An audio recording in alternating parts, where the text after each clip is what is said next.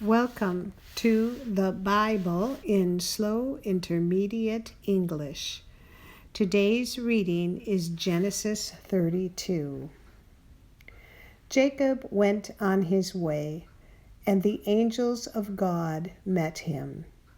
When he saw them, Jacob said, "This is God's army." He called the name of that place Mahanaim. Jacob sent messengers in front of him to Esau, his brother, to the land of Seir, the field of Edom. He commanded them, saying, "This is what you shall tell my lord Esau. This is what your servant Jacob says. I have lived as a foreigner with Laban and stayed until now. I have cattle, donkeys, flocks, male servants, and female servants. I have sent to tell my Lord that I may find favor in your sight." The messengers returned to Jacob, saying, "We came to your brother Esau. He is coming to meet you, and 400 men are with him." Then Jacob was greatly afraid and was distressed. He divided the people who were with him, along with the flocks, the herds, and the camels, into 2 companies. He said, "If Esau comes to the one company and strikes it, then the company which is left will escape." Jacob said, "God of my father Abraham and God of my father Isaac, Yahweh, who said to me, 'Return to your country and to your relatives, and I will do you good,' I am not worthy of the least of all the loving kindnesses and of all the truth which you have shown to your servant. For with just my staff I crossed over this Jordan, and now I have become 2 companies.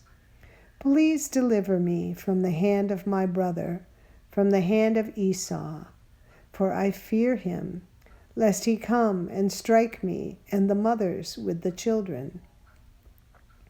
You said, 'I will surely do you good and make your offspring as the sand of the sea, which can't be counted because there are so many.'" He stayed there that night and took from that which he had with him a present for Esau his brother: 200 female goats and 20 male goats, 200 ewes and 20 rams, 30 milk camels and their colts, 40 cows, 10 bulls, 20 female donkeys, and 10 foals. He delivered them into the hands of his servants, every herd by itself, and said to his servants, "Pass over before me and put a space between herd and herd." He commanded the foremost, saying, "When Esau, my brother, meets you and asks you, saying, 'Whose are you? Where are you going? Whose are these before you?' then you shall say, 'They are your servant Jacob's. It is a present sent to my lord Esau. Behold, he also is behind us.'" He commanded also the 2nd and the 3rd and all that followed the herds, saying, "This is how you shall speak to Esau when you find him. You shall say, 'Not only that, but behold, your servant Jacob is behind us.' For he said, 'I will appease him with the present that goes before me, and afterward I will see his face. Perhaps he will accept me.' So the present passed over before him, and he himself stayed that night in the camp. He rose up that night and took his 2 wives and his 2 servants and his 11 sons and crossed over the ford of the Jabbok. He took them and sent them over the stream and sent over that which he had. Jacob was left alone and wrestled with a man there until the breaking of the day.